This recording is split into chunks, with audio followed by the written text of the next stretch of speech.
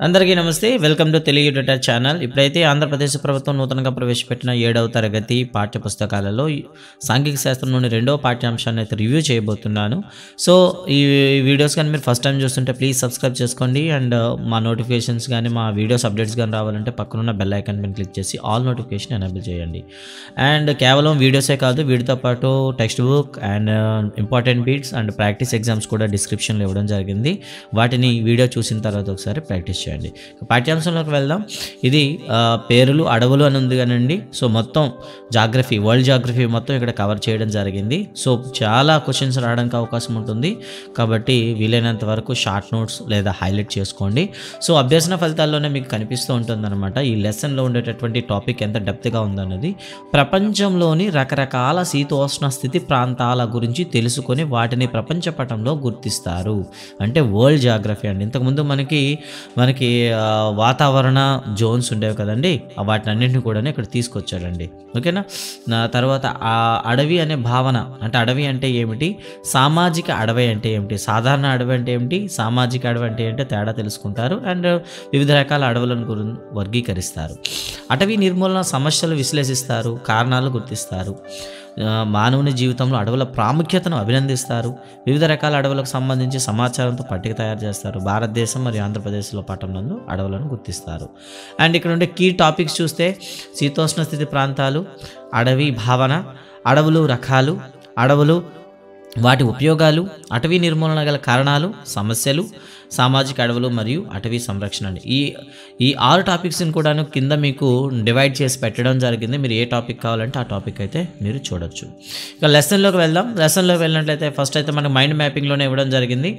ఈ అడవులు రకాల్లో మనం ఎన్ని రకాలుగా నేర్చుకోబోతున్నాం. సతత హరిత అరణ్యాలు, ఆకురాల్చు అడవులు, ముళ్ళ అడవులు, మడ అడవులు, పర్వత ప్రాంత అడవుల గురించి.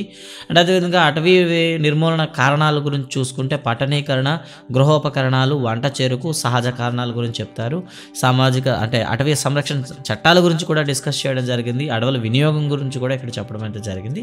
సో లెసన్లోకి వెళ్దాం. ఫస్ట్ అయితే మనకి వివిధ శీతోష్ణ స్థితి ప్రాంతాలు. ఓకేనండి.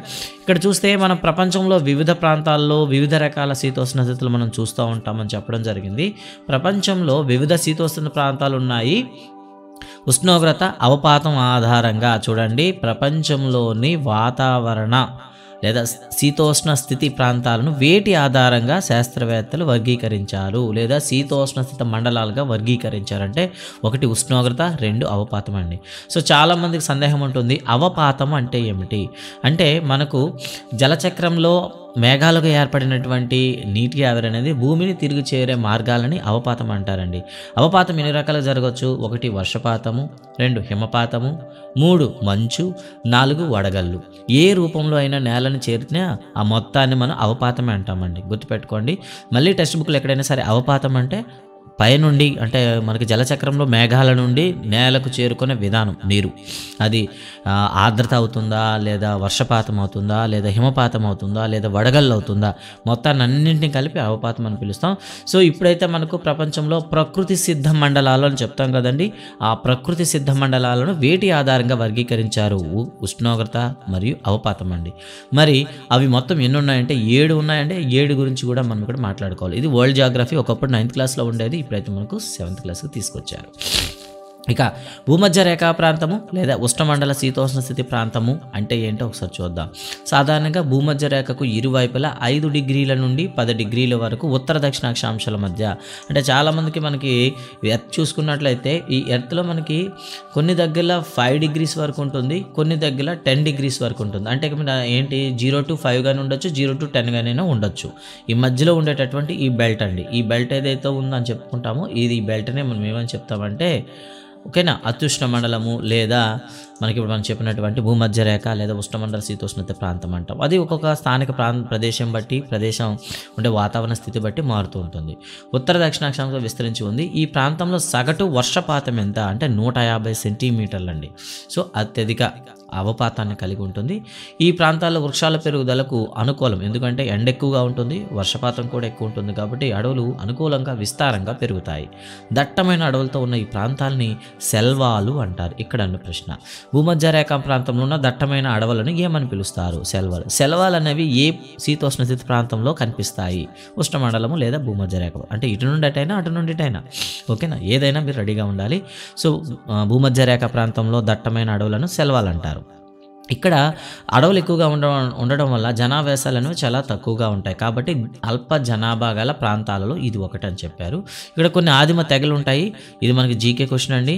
సో చూసుకోండి, అమెజాన్లో మనకు కనిపించేవారు రెడ్ ఇండియన్స్ అండి. కాంగో నది చుట్టుప్రక్కల కనిపించేవాళ్ళు పిగ్మీలు అండి. వీళ్ళు మనకి ఈ భూమధ్య రేఖ ప్రాంతంలో కనిపించేటటువంటి అటవీ తెగలండి. మీరు మరి చేసేటటువంటి ప్రధాన జీవనోపాధి అంటే వేట, పోడు వ్యవసాయం అండి. పోడు వ్యవసాయం అంటే ఒక నిర్దిష్ట ప్రాంతంలో వ్యవసాయం చేస్తారు, అక్కడ సారం తగ్గిపోగానే ఆ ప్రాంతాన్ని వదిలి వేరే ప్రాంతాన్ని వెళ్ళి మళ్ళీ వ్యవసాయ క్షేత్రంగా మార్చుకుంటారు. దీన్నే మనం పోడు వ్యవసాయం అంటాం. ఇది ఆదిమ జీవనశైలి అంటాము. వీళ్ళు ముఖ్యంగా ఈ తరహా ఆదిమ తెగలు కానివ్వండి లేదా ఈ వ్యవస్థ అంతా మనం అంగోలా దేశంలో అయితే చూడొచ్చు అంటూ ఉదాహరణలో మనకి ఇవ్వడం జరిగింది. ఇక తర్వాత సవర్ణాలండి. సవర్ణాలు అనగానే గుర్తుపెట్టుకోవాలి, ఉష్ణమండల గడ్డి భూములు.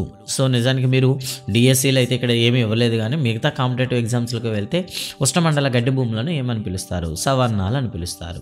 మరి ఈ సవర్ణాలు ఎక్కడ ఉంటాయి? భూమధ్య రేఖకి మనం 10 to పైకి పోయే కొద్ది వృక్షాలు కాస్త మనకి గడ్డి జాతులుగా మారిపోతాయండి, ఓకేనా. అంటే 10 నుండి 20 డిగ్రీల ఉత్తర దక్షిణాంశాల్లో మనం చూసినట్లయితే మనకి సవర్ణ భూములు కనిపిస్తాయి. ఇక్కడ అంటే భూమధ్య రేఖ దగ్గర మనకి దట్టమైన చెట్లు అయితే కనిపిస్తాయి. అవి నెమ్మదిగా ఉన్నత అక్షాంశాలు అంటే నెంబర్ అంటే 5 to 10, 10 to 15, 15 to 20 వైపు ఇలా వెళ్ళామనుకోండి, ఏమవుతాయంటే అవి క్రమక్రమంగా అడవులు కాస్త ఏమవుతాయంటే ఎత్తైన గడ్డి భూములుగా మారిపోతాయండి. అంటే సాధారణంగా గడ్డి అంటే మనకు చాలా చిన్నదిగా ఉంటాయి, కానీ ఇక్కడ చూడండి 1 నుండి 6 మీటర్ల ఎత్తు వరకు, 1 నుండి 6 మీటర్ల ఎత్తు వరకు కూడా ఉండే గడ్డి భూములుగా ఉంటాయి. వీటిని మనం సవర్ణాలు అని పిలుస్తాం. సో గడ్డి ఎక్కువగా ఉంటుంది కాబట్టి ప్రధాన జీవనాధారం పశుపోషణ. ఈ తరహా వాతావరణం మనం కెన్యా దేశంలో చూడొచ్చు. ఇక తర్వాత ఎడారి ప్రాంతం అండి. ఖండాలకు పశ్చిమ వైపున అంటే మనం భూమధ్య రేఖ నుండి చూసుకున్నట్లయితే 15 డిగ్రీలు మరియు 30 డిగ్రీలు ఉత్తర దక్షిణ అక్షాంశాల మధ్య ఇది విస్తరించి ఉంటుంది. అంటే ఇక్కడ మనం చూడొచ్చు మ్యాప్లో అయితే 15 to ఇక్కడ 15 to ఇలా అండి. సో ఈ బెల్ట్ అండి, ఇది నిజానికి చెప్పుకుంటే ఇదో బెల్ట్గా చెప్తాం కదా. ఈ బెల్ట్లో మనకి ఏం కనిపిస్తాయంటే ఈ ఏవైతే మనం చెప్పుకున్నామో ఎడారి ప్రాంతాలు అయితే మనకి కనిపించడానికి అవకాశం ఉంటాయి. మరి చూద్దాం ఇది ఎలా ఉంటుందో అనేది. ఈ ఉత్తర దక్షిణాంశాల మధ్య విస్తరించి ఉన్నాయి 15 నుండి 30 అండి. ఇందులో సహారా ఎడారి అనేది ప్రపంచంలో అతిపెద్ద ఎడారి. ఇక్కడ వర్షపాతం చాలా తక్కువగా ఉంటుంది కాబట్టి బెరడుతోనూ చిన్న చిన్న ఆకులతోనూ, ఆకుల స్థానంలో ముళ్ళు ఉండేటటువంటి పొదలుగా ఉంటాయి. మరి ఇక్కడ ఉండే ప్రజలు ముఖ్యంగా గొర్రెలు, మేకలు, ఒంటెలు మరియు గుర్రాలను పోషించడం, వాటి పాల మాంస ఉత్పత్తుల ద్వారా ఉన్ని ద్వారా వీళ్ళు జీవనోపాధి పొందుతుంటారు. ఇక్కడ ఉదాహరణ చెప్పుకోవాలంటే ఇరాన్ దేశం అనేది దీనికి ఉదాహరణ. ఇక మధ్యధరా శీతోష్ణ స్థితి అండి. నిజానికి అన్నీ కూడాను పుష్కలంగా ఉండేటటువంటి వాతావరణ స్థితి మధ్యధరా శీతోష్ణ స్థితి అంటాం. అంటార్కిటా మినహా మిగిలిన అన్ని ఖండాలలో పశ్చిమ తీరాల్లో ఈ విధమైన శీతోష్ణస్థితి విస్తరించి ఉంది. ప్రశ్న, మధ్యధరా శీతోష్ణస్థితి కనిపించని ఖండం ఏది? అంటే మనకున్న 7 ఖండాలలో 6 ఖండాల్లో కూడాను ఈ మధ్యధరా శీతోష్ణస్థితి కనిపిస్తుంది. మరి ఇక్కడ చూసుకుంటే శీతోష్ణ స్థితి ఏ విధంగా ఉంటుంది? తర్వాత ఇంకో ప్రశ్న, ఖండాల పశ్చిమ తీరాలలో కనిపించే శీతోష్ణ స్థితి ఏది అని నేను అడగచ్చు. అది కూడా మధ్యధరా శీతోష్ణ స్థితి ఖండాల పశ్చిమ తీరాల్లో కనిపిస్తూ ఉంటుంది. వేసవిలో పొడి వాతావరణం, శీతాకాలంలో ఒక మాదిరి నుండి అధిక వర్షపాతం ఇక్కడ ప్రధాన లక్షణం. ఇక్కడ కనిపించే వృక్షజాతులండి ఆలివ్, కార్క్ వంటి వృక్షాలు కనిపిస్తూ ఉంటాయి. ఇక్కడ విశాలపత్ర సతత హరిత అరణ్యాలు ఉంటాయండి. విశాలపత్ర అంటే వెడల్పైన ఆకులు కలిగిన అని అర్థం వస్తుంది. ఇక్కడ ఎక్కువగా మనకు కనిపించేది వాణిజ్య వ్యవసాయం ఎక్కువగా కనిపిస్తుంది. పశుపోషణ అనేది ఆధునాతన ఇచ్చారు, అధునాతన అండి, ఓకేనా. ఓకే, అధునాతన యంత్రాల ద్వారా చేపడతారు. ఓకే, కరెక్టే, నేను ఎర్రర్ చదవం. తర్వాత చూస్తే ఎగ్జాంపుల్ ఫ్రాన్స్ అండి. ఇక తర్వాత స్టెప్పీలు అండి. ఇవి స్టెప్పీలు అని వేటిని పిలుస్తామంటే సింపుల్గా శీతోష్ణ స్థితి గడ్డి భూములు అని చెప్తూ ఉంటారు అనమాట. స్టెప్పీలు అంటే ఒకసారి చూద్దాం ఇక్కడ ఎలా ఉంటుందో. శీతోష్ణ స్థితి విశాల ఖండాంతర్గత మైదానాల్లో ఇవి విస్తరించి ఉంటాయి. సో ఇక్కడ చూడండి, ఖండాంతర్గత అంటే మనం సాధారణంగా ఏదైనా ఒక ఖండం తీసుకున్నాం అనుకోండి, సముద్రానికి ఆనుకొని ఉందనుకోండి, అక్కడ వాతావరణం అనేది ఎప్పుడు కూడా ఎటువంటి మార్పులు లేకుండా స్థిరంగా ఉంటుంది. సముద్ర తీరం నుండి దూరంగా ఖండాల మధ్య భాగంలో విస్తరించే భాగాన్ని మనం ఏమని పిలుస్తామంటే ఖండాంతర్గతం అంటాము. ఇక్కడ మనకి సముద్రం ప్రభావం అనేది ఉండదు కాబట్టి వాతావరణ వ్యత్యాసాలు చాలా ఎక్కువగా కనిపిస్తాయి. అంటే అధికమైన ఉష్ణోగ్రత కానివ్వండి, అధికమైన చలి కానివ్వండి ఇక్కడ మనకి కనిపిస్తూ ఉంటాయి. అంతేకాకుండా శుష్కము అంటే వర్షపాతం లేని అని అర్థం అనమాట. అర్ధ శుష్క ప్రాంతాల్లో వర్షపాతం చాలా తక్కువ. కావున ఇక్కడ గడ్డి భూములు, చిన్న పొదలు ఉంటాయి. విస్తృత వ్యవసాయం ఇక్కడ అమల్లో ఉంటుంది. ఉదాహరణకు ఉక్రెయిన్ అండి. నిజానికైతే డైరెక్ట్గా మీకు ప్రశ్న అడగవచ్చు, సమశీతోష్ణ స్థితిలో ఉండే గడ్డి భూములను ఏమని పిలుస్తారు? స్టెప్పీలు అంటారండి. అదే ఉష్ణమండల గడ్డి భూములను ఏమంటారంటే సవానాలు అంటారు. ఆ విధంగా గుర్తుపెట్టుకోండి.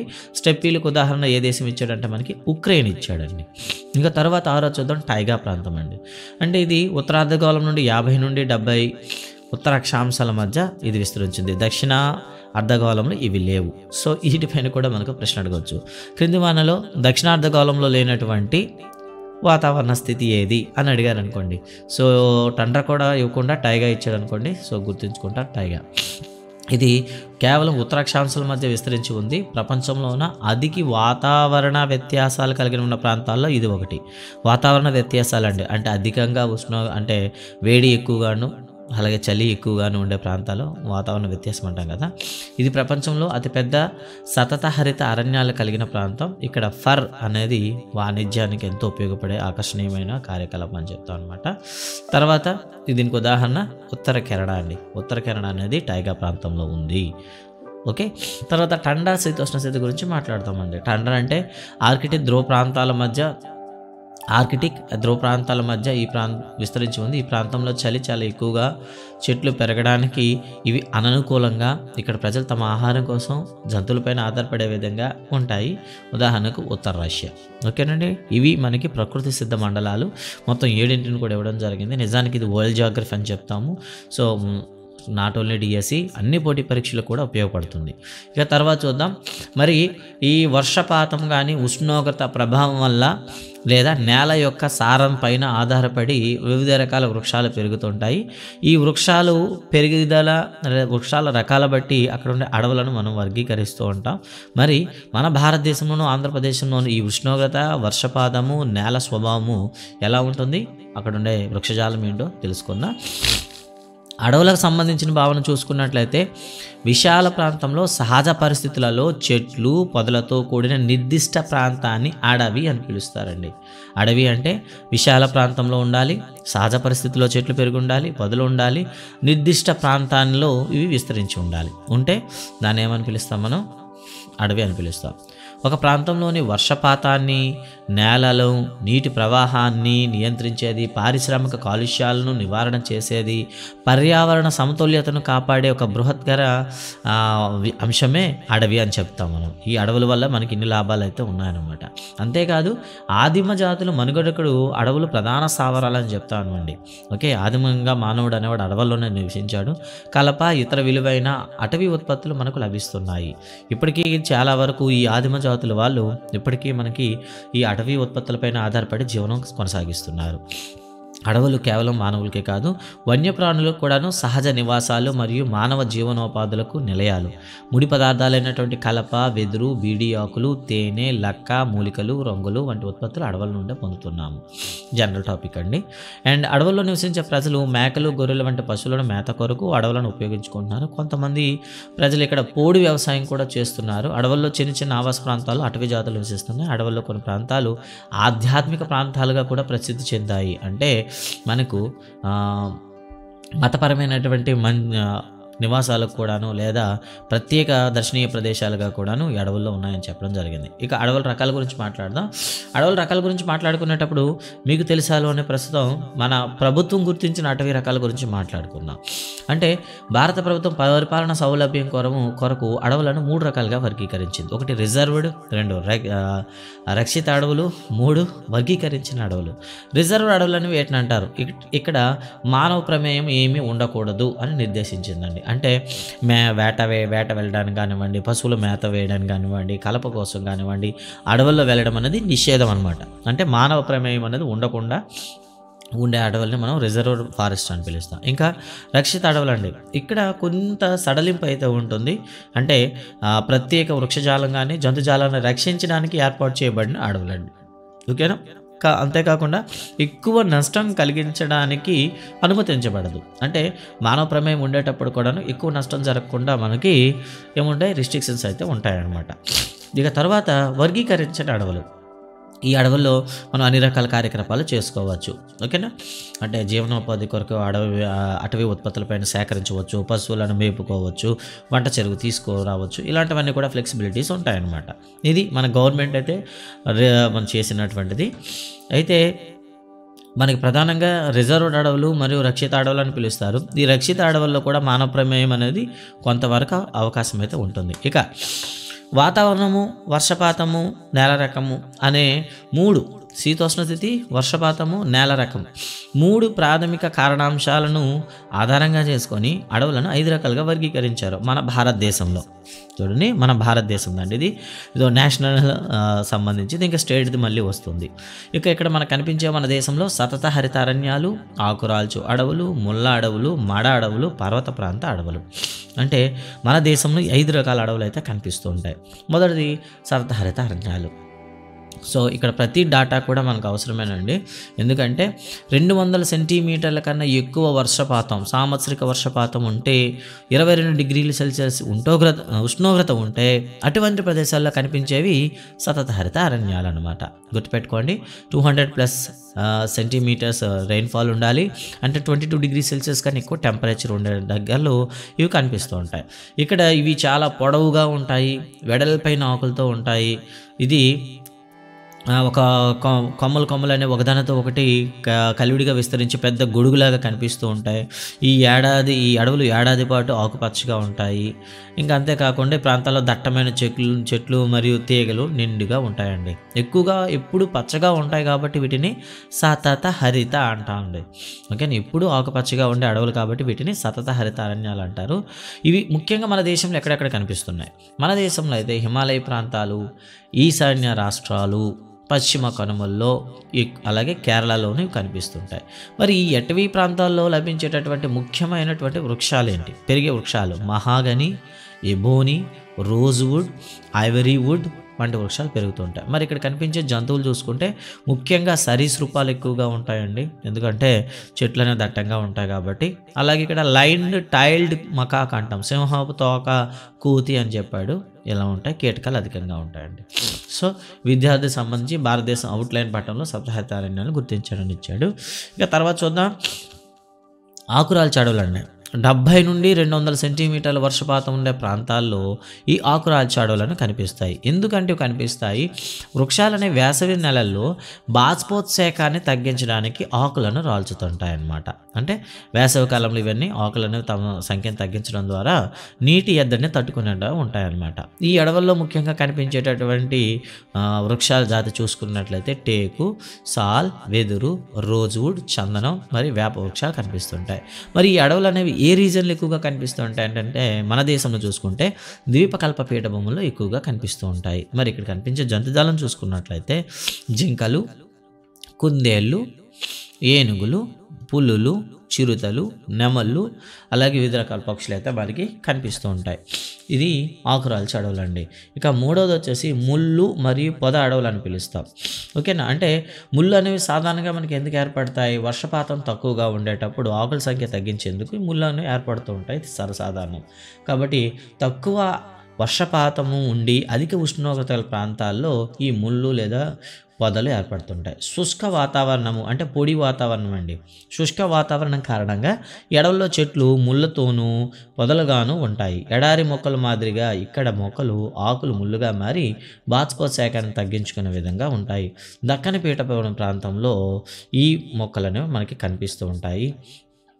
అంతేకాకుండా మన దక్కన పీఠభూమి ప్రాంతంలో ఈ ముళ్ళ లేదా పొదల అడవుల్లో ఉండేటటువంటి వృక్ష జాతులు చూసుకుంటే అకేషియా, బ్రహ్మజెముడు, నాగజెముడు, బాబుల్ అంటే తుమ్మ చెట్టు అంటామండి, అండ్ రేగు చెట్టు, ఇవి మనకి ఎక్కువగా కనిపిస్తుంటాయి. ఇక మడ అడవుల గురించి మాట్లాడదాం. సముద్రపు నీరు నేలపైకి వచ్చే ప్రదేశాలలో ముఖ్యంగా కనిపించే అడవులు మడ అడవులు అండి. మన భారతదేశంలో ఎక్కువగా అతిపెద్ద మడ అడవి ఏదంటే సుందర్బన్స్ అంటాం, మనకి పశ్చిమ బెంగాల్లో కనిపిస్తుంది. మరి దీని గురించి చూద్దాం ఒకసారి. మడ అడవులు, వీటినే తీర ప్రాంత అడవులు, వీటినే చిత్తడి అడవులు, 3 పేర్లతో ఏది పిలిచినా ఒకటేనండి. ఓకే, మడ అడవులన్నా, తీర ప్రాంత అడవులన్నా, చిత్తడి అడవులన్నా కూడా ఒకటే. సముద్రాలచే ప్రభావితమయ్యే నేలలు కలిగిన తీర ప్రాంతాలలో ఈ అడవులు పెరుగుతాయి. ఇక్కడ చెట్లు సముద్ర లవణీయతను, అలల తాకిడిని తట్టుకునేలా ఉంటాయి. భూమి లోపలి నుండి పైకి పొడుచుకు వచ్చిన శ్వాసవేలు వీటి యొక్క ప్రత్యేకత. 10వ తరగతి సామాన్య మనకి జీవశాస్త్రంలో మీరు చూస్తారు. కలిగిన చెట్లు ఇక్కడ ప్రధానమైనవి. మడ వృక్షాలు చూసుకుంటే ఇక్కడ మడ వృక్షాలు చూస్తే తెల్లమడ, సుందరి, పొన్న, బొడ్డు పొన్న మొదలైనవి ఇక్కడ పెరుగుతాయి. విలక్షణమైన జంతు సంపద మరియు చేపలు ఇక్కడ కనిపిస్తాయి. తీర ప్రాంతంలోనూ వెనుక కుమారుల జలాల్లోనూ పశ్చిమ బెంగాల్లో ఉండేటటువంటి సుందర్బన్స్ ఈ అడవుల్లో విస్తరించి ఉన్నాయని చెప్పాడు. ఇక తర్వాత మనం చూసుకుంటే పర్వత ప్రాంత అడవులు. నిజానికి పర్వత ప్రాంత అడవులు ఎలా విధంగా ఉంటాయి, ఇక్కడ మనకి అధిక వర్షపాతం అనేది సంభవిస్తూ ఉంటుంది కాబట్టి పర్వతాలు మరియు కొండ ప్రాంతాల్లో ఈ అడవులు పెరుగుతూ ఉంటాయి. చల్లని శీతోష్ణ స్థితి గల ప్రాంతాలలో ఈ అడవులు విస్తరించి ఉంటాయి. ఇక్కడ వృక్షాలు ఆకులు సన్నగా సూదంటు ఆకారంలోనూ త్రిభుజాకారంలోనూ ఉంటాయి. మంచు కానీ వర్షపు నీరు కానీ సులువుగా జారిపోయేలా ఉంటాయి. హిమాలయ ప్రాంతంలో వివిధ రకాలైనటువంటి శృంగాకారపు అడవులు ఉన్నాయి. శృంగాకారపు అడవులు అనేవి ఏ ప్రాంతంలో ఉంటాయి, ఏ తరహా అడవులు అంటే పర్వత ప్రాంత అడవులు అని చెప్తామండి. ఓకే, పర్వతాల్లో కనిపిస్తుంటాయి. మరి ఇక్కడ కనిపించే కొన్ని వృక్ష జాతులు అయితే ఇచ్చారు, వాటి గురించి చూద్దాం. స్పర్, ఫర్, విల్లో, దేవదారు, సిల్వర్ ఫర్ మొదలైనవి ఇక్కడ ప్రధానంగా కనిపించేటటువంటి వృక్ష జాతులు. సో ఇక్కడ జీకే ప్రశ్న అండి, క్రికెట్ బ్యాట్ ఏ కలపతో తయారు చేస్తారు? విల్లో అండి, విల్లో కలపతో తయారు చేస్తారు. హాకీ స్టిక్స్ కానీ క్రికెట్ బ్యాట్స్ కానీ మనకి విల్లో వృక్ష కలపతో తయారు చేస్తారు. ఇది మీకు జీకే క్వశ్చన్, గుర్తుపెట్టుకోండి. ఇక్కడ కనిపించేటటువంటివి సో ద్రోపజింక, అదేవిధంగా మంచు చిరుతలు ఇక్కడ ఎక్కువగా కనిపిస్తుంటాయి. ఇక రిపోర్ట్ చూద్దామండి. Indian state forest report ISFR 2019 ప్రకారం భారతదేశంలో మొత్తం మనకి 8,07,276 చదరపు కిలోమీటర్ల మేర అడవి విస్తరించి ఉంది. ఇది శాతం చూసుకుంటే 24.56% అండి. ఓకే, ప్రపంచంలో చూసుకుంటే అటవీ విస్తీర్ణము ర్యాంకింగ్లో చూసుకుంటే భారతదేశం అయితే 10వ స్థానంలో ఉందండి. సో అటవీ విస్తీర్ణంలో భారతదేశపు స్థానం అయితే 10వ ర్యాంక్ అండి. ఇక లోపల చూద్దాం. ఇంకా మీకు షార్ట్అవుట్ చేయడానికి ఒక టేబుల్ అయితే ఇచ్చాడు. ఇక భారతదేశంలో అడవుల గురించి చూసుకుంటే వీటిపైన వచ్చిన చట్టాల గురించి చూసుకుందాం. జాతీయ అటవీ విధానం 1952 ప్రకారం నిర్ణయించింది ఏంటంటే భారత భూభాగంలో 33% అనేది అటవీ ఉండాలి. అది మైదానంలో అయితే 20% ఉండాలి, కొండ ప్రదేశాల్లో అయితే 60% ఉండాలని నిర్ణయించుకున్నారు. ఓకే, గుర్తుపెట్టుకోండి. 1952 జాతీయ అటవీ విధానం ప్రకారం భారతదేశంలో మొత్తం ఎంత శాతం ఉండాలి? 33% అటవీ భూభాగం ఉండాలి. అయితే మైదానాల్లో ఎంత ఉండాలి? 20%. అండ్ హిల్ ఏరియా అంటే మనం అంటే కొండ ప్రాంతాల్లో అయితే 60% ఉండాలని డిసైడ్ చేశారు. ప్రస్తుతం విస్తీర్ణ పరంగా చూసుకుంటే భారతదేశంలో అత్యధిక అటవీ ప్రాంతం ఉన్న రాష్ట్రం ఏది అంటే మధ్యప్రదేశ్ అండి, గుర్తుపెట్టుకుంటారు.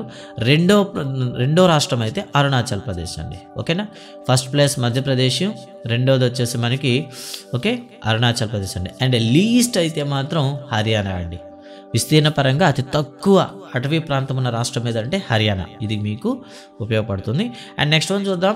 భారతదేశం మొత్తం విస్తీర్ణం చూసుకున్నట్లయితే 3.2 మిలియన్ చదరపు కిలోమీటర్లు అంటే 30,28,000 చదరపు కిలోమీటర్లు అని చెప్తాం.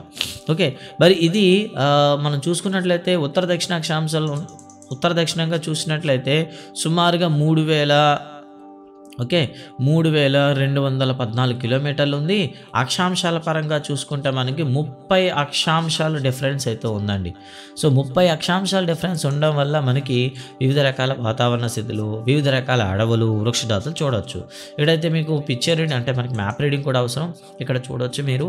సో ఉష్ణమండల సతతహరిత అరణ్యాలు ముఖ్యంగా మనకి ఇక్కడ కేరళలోను, పశ్చిమ కనుమలోను కనిపిస్తున్నాయి. అదేవిధంగా ఇక్కడ కాస్త కనిపిస్తున్నాయి మనకి సుందర్బన్స్ ఉంటాయి కాబట్టి.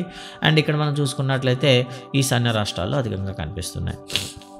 ఇక ఉష్ణమండల ముళ్ళు అడవులండి, ఇవి ముఖ్యమండి. సో ఇవి మనం చూసుకున్నట్లయితే మన ఆంధ్రప్రదేశ్, తెలంగాణ, మధ్యప్రదేశ్లో కొంతవరకు కనిపిస్తూ ఉన్నాయి. అండ్ గుజరాత్, రాజస్థాన్, పంజాబ్లో కొంతవరకు అయితే కనిపిస్తున్నాయి. సో ఇది మ్యాప్ రీడింగ్ కూడా మీకు అవసరం, ఒకసారి చెక్ చేసుకోండి. ఓకే, ఇక తర్వాత అంశంలోకి వెళ్దాం. తర్వాత అంశం చూసుకుంటే ఆంధ్రప్రదేశ్లో అడవులు ఏ విధంగా ఉన్నాయి. భారతీయ జాతీయ అటవీ నివేదిక ఏదైతే ఇప్పుడు మనం చెప్పుకుంటున్నామో ISFR రిపోర్ట్ ప్రకారం ఆంధ్రప్రదేశ్లో మొత్తం 37,392 అండి. ఇది అప్డేటెడ్ 2019 రిపోర్ట్ అండి, అంటే నూతన ఆంధ్రప్రదేశ్. ఇది 37,392 చదరపు కిలోమీటర్ల మేర మొత్తం అటవీ విస్తీర్ణం అయితే ఉంది. నిజానికి ఇది శాతంలో పోల్చుకుంటే 22.94% అండి. ఇవి లేటెస్ట్ గణాంకాలు. 22.94% అటవీ ప్రాంతం అయితే ఉంది. మన రాష్ట్రంలో విస్తీర్ణ పరంగా అత్యధికంగా అడవులు ఉండేది ఏదంటే వైఎస్ఆర్ కడప జిల్లా అండి. అత్యల్పంగా ఉండేది కృష్ణా అండి. పోనీ సాంద్రత పరంగా అంటే సాంద్రత అనేసరికి మొత్తం జిల్లా విస్తీర్ణంకు అటవీ విస్తీర్ణంకు మధ్య రేషియో పరంగా చూసుకుంటే అత్యధికంగా కనిపించేది విశాఖపట్నం అండి. విస్తీర్ణ పరంగా అయితే వైఎస్ఆర్ కడప, సాంద్రత పరంగా అయితే విశాఖపట్నం మొదటి ప్లేస్లో ఉన్నాయి. అండ్ లాస్ట్ ప్లేస్లో రెండింటిలో కూడా కృష్ణా జిల్లా అయితే మనకి చివరిలో కనిపిస్తుంది. అయితే మనకు ఈ అడవులు అనేవి ఎక్కడి నుండి ఎక్కడి వరకు ఉన్నాయంటే ఆంధ్రప్రదేశ్లో అడవులు ఉత్తరాన సింహాచల కొండల నుండి దక్షిణాన శేషాచలం కొండల వరకు విస్తరించి ఉన్నాయి. అతిపెద్ద అటవీ ప్రాంతం ఏదంటే నల్లమల అడవులండి. సో ఈ విధంగా మనం చెప్పవచ్చు. ఇక తర్వాత మ్యాప్ రీడింగ్ చూడొచ్చు. తర్వాత మనకు కనిపించేది ఆంధ్రప్రదేశ్లో అడవులను ఎన్ని రకాలుగా వర్గీకరించారు చూద్దామండి. సో మన ఆంధ్రప్రదేశ్లో ఉన్న స్థానిక వర్షపాతము, వాతావరణము మరియు నేల రకం బట్టి 4 రకాలుగా వర్గీకరించారు. ఉండేదే మనకి ఆకురాల్చే అడవి ప్రాంతం, మరి అందులో మళ్ళీ వర్గీకరణ తేమతో కూడిన ఆకురాల్చే అడవులు, శుష్క ఆకురాల్చే అడవులు, పొద అడవులు, ఏంటంటే టైడల్ ఇది చాలా తక్కువ ఉంది మనకి. మాడ అడవులు అంటాం, లేదా టైడల్ అడవులు, లేదా డెల్టా అడవులు అని పిలుస్తాం. ఇలా మనకి 4 రకాలుగా వర్గీకరించారు. సో ఈ వర్గీకరణలో మీకు వర్షపాతం కానీ వృక్షజాతులు మాత్రం చాలా ఇంపార్టెంట్, గుర్తుపెట్టుకుంటారు. 125 నుండి 200 సెంటీమీటర్ల వర్షపాతం ఉండే ప్రాంతాల్లో పెరిగే అడవులను తేమతో కూడిన ఆకురాల్చే అడవులు అంటారు, అంటే తేమతో కూడినవి. సో ఏజెన్సీ ప్రాంతాలైనటువంటి శ్రీకాకుళం, విజయనగరం, తూర్పుగోదావరి జిల్లాలు ఇవి కనిపిస్తూ ఉంటాయి. ఇక్కడ వేగి, ఏగిస, వెదురు, మద్ది, బండారు, జిట్టేగి, సాల వృక్షాలు ముఖ్యంగా పెరుగుతాయి. ఇక 2 తేమతో కూడిన ఆకురాల్చిపోయిందండి, పొడిగా ఉండేటటువంటి ఆకురాల్చే అడవులు, దాన్నే శుష్క ఆకురాల్చే అడవులు అంటాం. 75 నుండి 100 సెంటీమీటర్ల వర్షపాతం గల ప్రాంతాలు ఈ అడవులు పెరుగుతాయి. ముఖ్యంగా మనకి వైఎస్ఆర్ కడప, కర్నూలు, అనంతపురం, చిత్తూరులో కనిపిస్తుంటాయి. ఇక్కడేనండి ప్రపంచంలోన మనకి అత్యంత విలువైన వృక్షజాతులన్నీ కనిపిస్తాయి. మద్ది, టేకు, బిల్లు, వెలగ, ఏగిస, వేప, బూరుగ, మోదుగ, ఎర్రచందనం అండి. సో ఎర్రచందనం అనేది శుష్క ఆకురాల్చు అటవీ కండిషన్లో మాత్రమే పెరుగుతాయి. సో ఎర్రచందనం గురించి చూసుకుంటే మనకి ముఖ్యంగా చిత్తూరు, కడప జిల్లాలో కనిపిస్తాయి. జిల్లాలు అడిగితే చిత్తూరు, కడప, అండ్ అడవులు అడిగితే శేషాచల అడవులు. అడవులు అడిగితే శేషాచల అడవులు అని చెప్పాలి, జిల్లాలు అయితే చిత్తూరు, కడప అని చెప్పాలి. ఇది ఆర్థిక వ్యవస్థలో విశేష స్థానం ఉంది. ఇటీవల కాలంలో పుష్ప సినిమా అనేది ఎర్రచందనం ఎర్రచందనం కలప చుట్టే తిరుగుతూ ఉంటుంది, మీరైతే ఒకసారి చూడొచ్చు. ఇక చిట్టాడవుల గురించి చూద్దాం. అతి తక్కువ వర్షపాతం ఉండే ప్రాంతాల్లో పెరిగేవి, 70 సెంటీమీటర్ల కంటే తక్కువ వర్షపాతం ఉండేటటువంటి ప్రాంతాల్లో పెరిగేవి చిట్టాడవులు. ఇది ముఖ్యంగా మనకి అత్యధిక వర్షపాతం మనకు తక్కువగా ఉండేది తెలుపు అనేది అంటే మనకి రాయలసీమ కనిపిస్తుంది. సో రాయలసీమ అయినటువంటి కడప, కర్నూలు, అనంతపురం, చిత్తూరు జిల్లాలు కనిపిస్తూ ఉంటాయి. ఈ అడవుల్లో తుమ్మ, బులుసు, రేగు, చందనం, వేప మొక్కలు పెరుగుతాయండి. మరి ఇక్కడే మనకు ఒక చూడొచ్చు, కలివికోడి గురించి కూడా ఒక మాట అయితే ఇచ్చాడండి. ఓకే, కడప జిల్లాలో శ్రీ లంకమల్లేశ్వర అభయారణ్యంలో నివసించే కలివికోడిని IUCN అండి, international union for conserving conserving nature and natural resources అండి. ఎన్ అని కనిపించగానే ఒకటి అనుకోకండి, 2 Nలు అండి ఇవి. నేచర్ అండ్ నేచురల్ రిసోర్సెస్ అండి. దీన్ని తెలుగులో ప్రకృతి మరియు సహజ వనరుల పరిరక్షణ కోసం అంతర్జాతీయ యూనియన్ అంటాం. International union for conserving nature and natural resources అంటాం. వీళ్ళు అయితే దీన్ని చెప్పారు. కలివికోడి శ్రీలంక మల్లేశ్వర అభయారణ్యంలో ఉండే కలివికోడి అనేది తగ్గిపోయే అతి అరుదైన జాతిగా గుర్తించారు. ఇక చివరిది మాడ అడవులు అండి. డెల్టా అడవులు ఆంధ్రప్రదేశ్ తీర ప్రాంతం మొత్తం దాదాపుగా 974 కిలోమీటర్లు అయితే ఉంది. ఈ తీరం వెంబడి అడవులు ఉన్నాయి. ఉదాహరణకి తూర్పుగోదావరిలో కోరంగి ప్రాంతం. సో లభించేటటువంటి ఈ మడ అడవులు అనేవి ఇటు ఉప్పు నీటిని అటు మంచినీటికి మధ్యస్థంగా ఉండేవి. ఓకే, ఇక్కడ కనిపించేటటువంటి ముఖ్యమైన వృక్షాలు చూసుకుంటే ఉప్పు పొన్న, బొడ్డు పొన్న, ఉరడ, మడ, తెల్లమడ, పత్రి తీగ, బలబండి తీగ ఇక్కడ ముఖ్యంగా అవి. ఇక జంతువుల గురించి చూసుకుంటే మన ఆంధ్రప్రదేశ్లో పెరిగేటటువంటి వివిధ జంతువులు చూసుకుంటే ముంగీస, గ్రద్ద, ఉడిత, అడవ, దుప్పి, చారల ఉడిత, ఎలుగుబంటి మొదలైనవి వివిధ రకాల జంతువులకు ఆంధ్రప్రదేశ్ అడవుల నివాసాలు. వృక్షజాలం మరియు జంతుజాలను రక్షించడానికి మన ఆంధ్రప్రదేశ్లో 13 వన్యప్రాణి అభయారణ్యాలు ఉన్నాయి, 3 జాతీయ ఉద్యానవనాలు ఉన్నాయి. సో ఇక్కడ ప్రశ్న, సో జంతుజాలను రక్షించడం కోసం ఆంధ్రప్రదేశ్లో ఎన్ని జాతీయ ఉద్యానవనాలు ఉన్నాయి? ఓకేనా అని అడిగితే మాత్రం 3 అండి. ఓకే, గుర్తుపెట్టుకుంటారు. సో పిల్లలకు సంబంధించింది. ఇక గిరిజనుల గురించి మాట్లాడుకుందాం. గిరిజనులు అని లేదా అటవీ జాతి అని ఎవరిని పిలుస్తారు? ఇక్కడ చూడండి, సామాజిక, ఆర్థిక, మత, సాంస్కృతిక, మాండలిక సారూప్యాలు కలిగిన కుటుంబాలు, సాంప్రదాయ సమూహాలుగా ఉన్న సామాజిక విభాగాన్ని చూసారు కదా. ఈ మొత్తాన్ని కలిపి మనం ఒక అటవీ జాతి అంటాము. కొన్ని సమూహాలు ఆదిమ జాతులుగా గుర్తిస్తారు. వారు ఉదాహరణకి బోండోలు, చెంచులు, కొండరెడ్లు, కొండ సవరలు. వీళ్ళు కాకుండా గోండు, ఎరుకుల మరియు యానాదులు కూడాను మరికొంతమంది కొన్ని రకాల జాతులు అయితే ఉన్నాయి. వాటిని కూడా ఆదిమ జాతులుగా గుర్తించారు. ఇక చెంచుల గురించి చూద్దాం. చెంచులు ఒక ఆదిమ తెగ. ఇది సాంప్రదాయ జీవన విధానం వేట మరియు ఆహార సేకరణపై ఆధారపడి ఉంటుంది. చెంచు భాష మాట్లాడతారు. ముఖ్యంగా నల్లమల అడవిలో కనిపిస్తారు. ఇక చూసుకున్నట్లయితే ఈ గిరిజనులకు సంబంధించిన అటవీ ఏవైనా చట్టాల గురించి మాట్లాడుకోవాలంటూ మీకు తెలుసు అంటే క్వశ్చన్ వేసాడండి. ఇక్కడ మీకు ఏం కనిపిస్తుందంటే, స్వాతంత్ర్యం ముందు భారతదేశాన్ని పరిపాలించిన బ్రిటిష్ వారు 1864 మరియు 1878లో 2 చట్టాలు చేసి అటవీ శాఖను ఏర్పాటు చేసి దానికి అడవులపై నియంత్రణ అప్పగించారు. సో చూసారా, అడవులను వర్గీకరించడానికి 2 చట్టాలు అయితే వచ్చాయి. 1864లో ఒకటి, 1878లో ఒకటి బ్రిటిష్ వారు చేశారు. దీని ప్రకారం అడవులను రిజర్వ్డ్ మరియు ప్రొటెక్టెడ్ అంటామన్నమాట, రక్షిత అడవులుగాను వర్గీకరించారు. మరి గిరిజనులు మరియు అటవీ వినియోగదారులకు సాంప్రదాయంగా వస్తున్న హక్కులను ఈ చట్టాలు అనుమతించలేదు. అంటే గిరిజనులకు వచ్చేటటువంటి పూర్వకాలం రాజరికం నుండి కూడా వాళ్ళకి వచ్చిన చట్టాల ప్రకారం గిరిజనులు అడవిలో నివసిస్తూ అడవిలో ఉండేటటువంటి ప్రతి వస్తువును వాళ్ళు వినియోగించుకునే హక్కు వాళ్ళకు ఉంటుంది. కానీ ఈ రిజర్వ్డ్ యాక్ట్ అనేది రావడం వల్ల ఆ అడవుల్లో ఎటువంటి మానవ ప్రమేయాన్ని కూడాను అనుమతించరు. అలాంటప్పుడు గిరిజనులకు ఏమవుతుంది, వాళ్ళ హక్కులు హరించేటట్లుగా మారిందనమాట.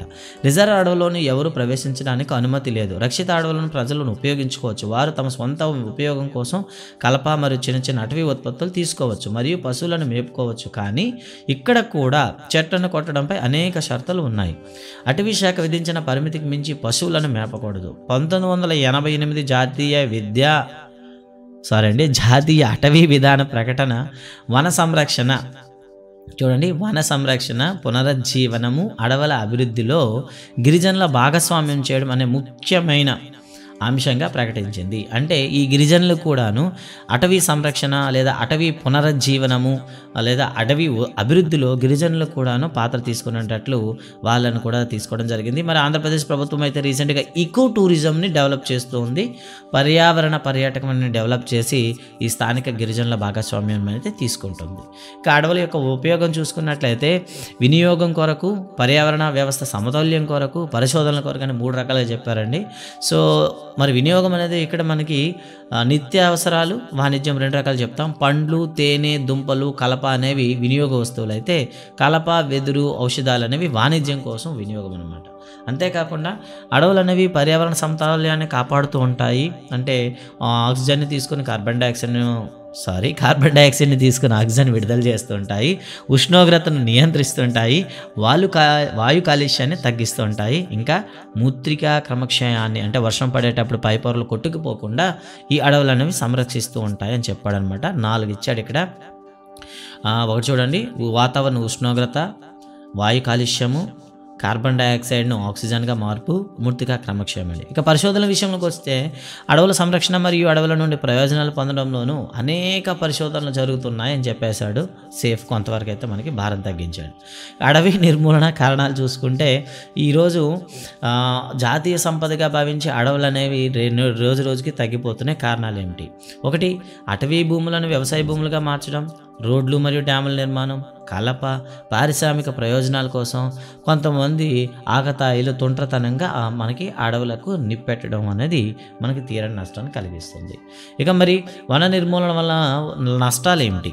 భూగోళం వేడెక్కడం, కాలుష్యం, నేల క్రమక్షయం, వన్యప్రాణుల సహజ ఆవాసాలు కోల్పోవడం, ఆహారం, అటవీ ఉత్పత్తుల కొరత, పర్యావరణ అసమతుల్యత, ఇది ఇంపార్టెంట్ అండి. సో ఇవన్నీ పరిణామాలను మనకి అడవుల నిర్మూలన వల్ల వస్తున్న ఫలితంగా మనకి వరదలు రావడం, కరువులు రావడం వంటి ప్రకృతి వైపరీత్యాలు సంభవిస్తున్నాయి. మరి సామాజిక అడవులు, అటవీ సంరక్షణ గురించి మనం మాట్లాడుకుంటే ఇక్కడ బంజరు భూముల్లోనూ అంటే సామాజిక అడవి అంటే మానవుడు నివాసాల చుట్టూ కూడాను అడవులను తయారు చేసుకోవడం అండి. సామాజిక అడవి అంటే మానవుడు నివసిస్తున్న తన పరిసరాలను కూడా ఒక అడవులుగా మార్చుకునేందుకు ఈ సామాజిక అడవులు అనేది మనం చెప్తాం అనమాట. బంజరు భూముల్లోనూ ఇతర ప్రదేశాలను మొక్కలు నాటడం, అడవులను సంరక్షించడం ద్వారా పర్యావరణాన్ని, సామాజిక మరియు గ్రామ అభివృద్ధులను పెంపొందించడం కోసం చేపట్టిన పథకాన్ని సామాజిక అడవులు పెంపకం అనవచ్చు. స్థానిక సమాజాల ప్రయోజనాల కొరకు అడవుల నిర్వహణ చేపట్టడమే సామాజిక అడవుల పెంపకం అంటాము.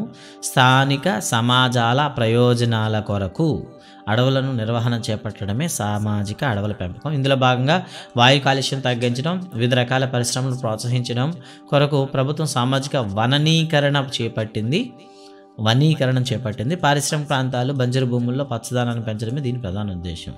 ఇక తర్వాత మనం చూసుకుంటే నినాదాలు రాయండి అని అడిగాడు. ఇక్కడ కొన్ని చట్టాలు అయితే ఇవ్వడం జరిగింది. 1894 అడవుల చట్టం, 1950 అడవుల పండుగ, 1952 జాతీయ అటవీ విధానము, 1980 వన సంరక్షణ చట్టము, 2006 అటవీ హక్కుల చట్టం అని చేయడం చేసింది. అటవీ హక్కుల చట్టం గురించి చూసుకున్నట్లయితే సో ఇక్కడ ఏమవుతుందంటే సాంప్రదాయంగా ఉండేటటువంటి అంటే షెడ్యూల్ తెగలు ఎవరైతే అంటున్నామో కదా, అటవీ హక్కుల చట్టం ప్రకారం షెడ్యూల్ తెగలు మరియు సాంప్రదాయ అటవీ నివాసులు ఎవరైతే గుర్తించారో వాళ్ళకి ఈ వలస రాజ్యాలు కాలంగా అంటే బ్రిటిష్ పరిపాలనలో వచ్చినటువంటి చట్టాలను వల్ల వాళ్ళకి హక్కులు అనేవి కొన్ని నిరాకరించబడ్డాయి. వాటిని తిరిగి కల్పించడం కోసం డిసెంబర్ 2006లో అయితే ఈ అటవీ హక్కుల చట్టం అయితే తీసుకొని రావడం జరిగింది.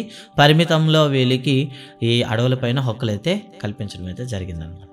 మరి ఇందులో ఉండేటటువంటి ప్రాముఖ్యత ఏమిటి? తరతరాలుగా ఇటువంటి అడవులు నివసిస్తున్న అటవీ నివాస షెడ్యూల్ తెగలు అంటారండి. గుర్తుంచుకోండి, FDST అండి.